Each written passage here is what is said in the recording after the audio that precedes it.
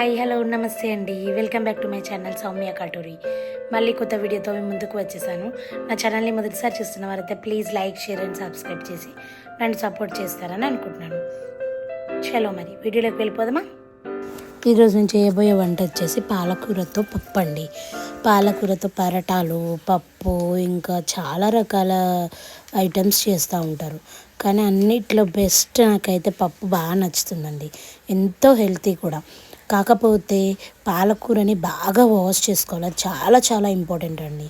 And దానికి కావాల్సింది పాలకూర, పచ్చిమిరపకాయలు, కొంచెం చింతపండు నానబెట్టుకోవాలి, టమాటోస్ 4, మళ్ళీ తర్వాత కందిపప్పుని బాగా వాష్ చేసుకొని నానబెట్టుకొని మళ్ళీ వాష్ చేసుకున్న పాలకూరని అదే పప్పులో వేసేసేయాలి నీట్గా.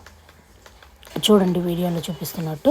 తర్వాత ఒక 6 నుండి 7 పచ్చిమిరపకాయలు వేసేసుకోవాలి.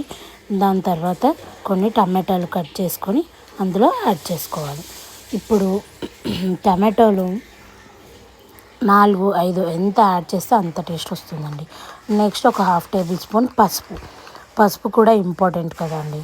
పసుపు యాడ్ చేసిన తర్వాత కొంచెం ఒక 2 టేబుల్ స్పూన్ల ఆయిల్ యాడ్ చేసేసుకొని ఇంకా మూత పెట్టేసేయాలి. కుక్కర్ విజిల్కి మంచిగా కలుపుకోవాలి.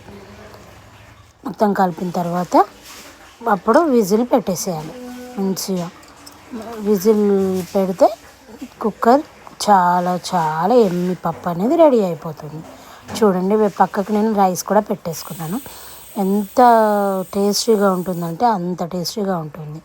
ఇప్పుడు అన్నీ ఒక 4 విజిల్స్ వచ్చిన తర్వాత మూత తీసుకొని ఇలా పప్పు గుత్తితో కానీ లేకపోతే ఇంట్లో ఉన్న ఏదైనా గరిటెని తీసుకొని బాగా గట్టిగా మొత్తం కలుపుకోవాలండి. చూడండి చాలా చాలా టేస్టీగా ఎంతో హెల్తీ అండ్ ఈజీగా చేసేసుకోవచ్చు పాలకూర పప్పు అనేది. ఎంత టేస్టీగా ఉంటుందంటే వేడివేడి అన్నంలో కొంచెం పాలకూర పప్పు వేసుకొని తింటే ఆ మజానే వేరు. ఎంతైనా వెజ్ ప్రియులకి this is one of the best recipe అండి. నా ఉద్దేశంలో మేమైతే చాలా ఇష్టంగా తింటాం. మా పిల్లలు కూడా చాలా బాగా తింటారు. తర్వాత కొంచెం చింతపండు రసం వేసుకున్న తర్వాత